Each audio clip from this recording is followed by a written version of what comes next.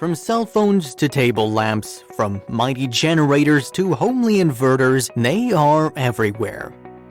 It's now almost impossible to imagine the modern world working without these packets storing energy. Yes, we are talking about batteries, one of the most significant inventions of all time. Where did they come from? How do they work? What are their current applications and what are we expecting from them in the future? If such questions intrigue your curious mind, then this video is going to be the perfect place for you. So sit back and stay with us till the end as we break down the history and working of batteries along with the possibilities they seem to generate in the future. Sounds interesting, right? Well, it is. So what are we waiting for? Let's get started. Batteries are so ubiquitous today that they're almost invisible to us. Yet they are a remarkable invention with a long and storied history and an equally exciting future. A battery is essentially a device that stores chemical energy that is converted into electricity. Batteries are small chemical reactors with the reaction producing energetic electrons ready to flow through the external device. Batteries have been with us for a long time. In 1938, the director of Baghdad Museum found what is now referred to as the Baghdad Battery in the basement of the museum. Analysis dated it at around 250 BC and of Mesopotamian origin. Controversy surrounds this earliest example of a battery, but suggested uses include electroplating, pain relief, or religious tingle. American scientist and inventor Benjamin Franklin first used the term battery in 1749 when he was doing experiments with electricity using a set of linked capacitors. The first true battery was invented by the Italian physicist Alessandro Volta in 1800. Volta stacked discs of copper, Cu, and zinc, Cn, separated by a cloth soaked in salty water. Wires connected to either end of the stack produced a continuously stable current. Each cell, which was a set of a copper and a zinc disc in the brine, produces 0.76 volts, V. A multiple of this value is obtained given by the number of cells that are stacked together. One of the most enduring batteries, the lead-acid battery, was invented in 1859 and is still the technology used to start most internal combustion engine cars today, and is the oldest example of a rechargeable battery. Today, batteries come in a range of sizes, from large megawatt sizes which store the power from solar farms or substations to guarantee stable supply in entire villages or islands, down to tiny batteries like those used in electronic watches. Batteries are based on different chemistries, which generate basic cell voltages, typically in the 1.0 to 3.6 volts range. The stacking of the cells in series increases the voltage, while their connection in parallel enhances the supply of current. This principle is used to add up to the required voltages and currents all the way to the megawatt sizes.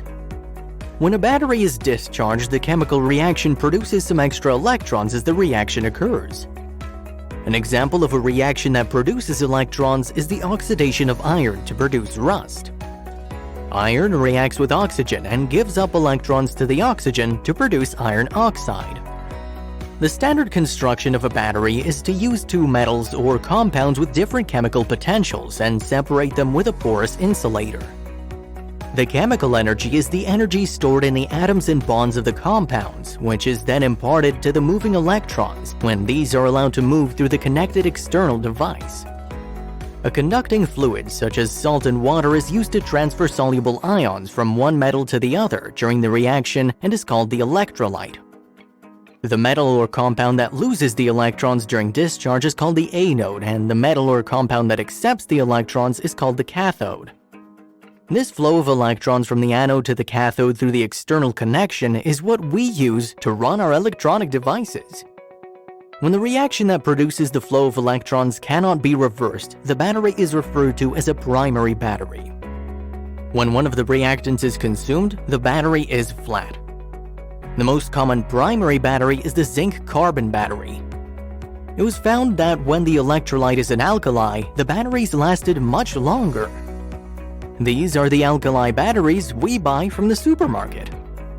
The challenge of disposing of such primary batteries was to find a way to reuse them by recharging the batteries.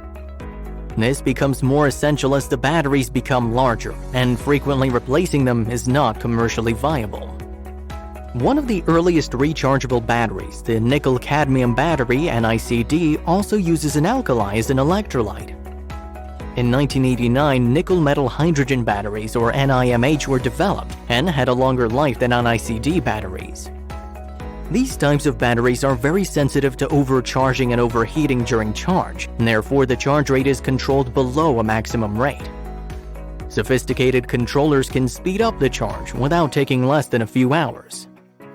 In most other, simpler chargers, the process typically takes overnight. Portable applications such as mobile phones and laptop computers are constantly looking for maximum, most compact stored energy. While this increases the risk of a violent discharge, it is manageable using current rate limiters in the mobile phone batteries because of the overall small format.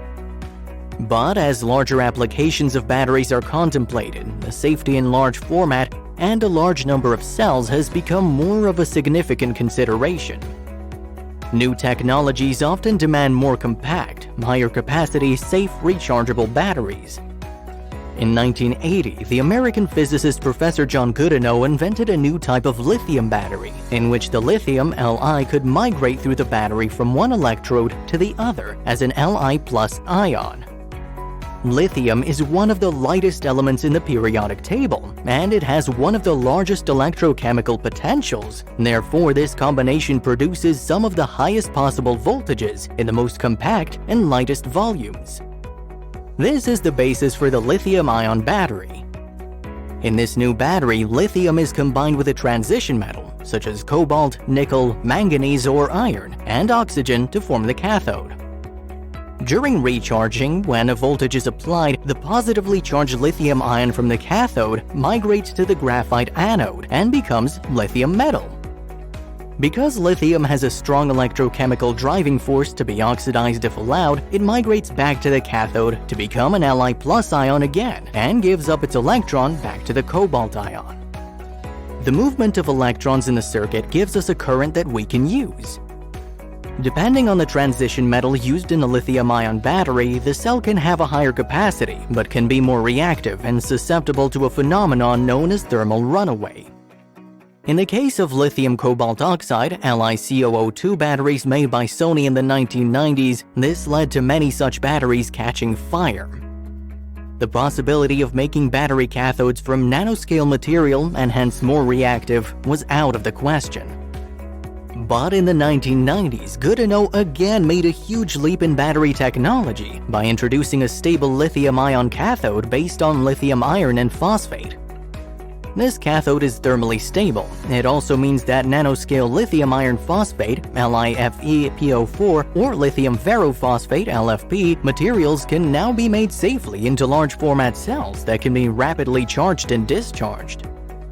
Many new applications now exist for these new cells, from power tools to hybrid and electric vehicles. Perhaps the most important application will be the storage of domestic electric energy for households. The leader in manufacturing this new battery format for vehicles is the Tesla Electric Vehicle Company, which has plans for building gigaplants for the production of these batteries. The size of the lithium battery pack for the Tesla Model S is an impressive 85 kilowatts per hour. This is also more than enough for domestic household needs, which is why there has been so much speculation as to what Tesla's founder Elon Musk is preparing to reveal this week. A modular battery design may create battery formats that are somewhat interchangeable and suited to both vehicle and domestic applications without the need for redesign or reconstruction. Perhaps we are about to witness the next generational shift in energy generation and storage, driven by the ever-improving capabilities of the humble battery. So, that was today's video, guys. Thanks a ton for watching it. Let us know how you liked it in the comments section. Also, do subscribe to our channel and stay tuned as we bring more intriguing content to your screens. Till then, stay healthy and hustle hard. Peace.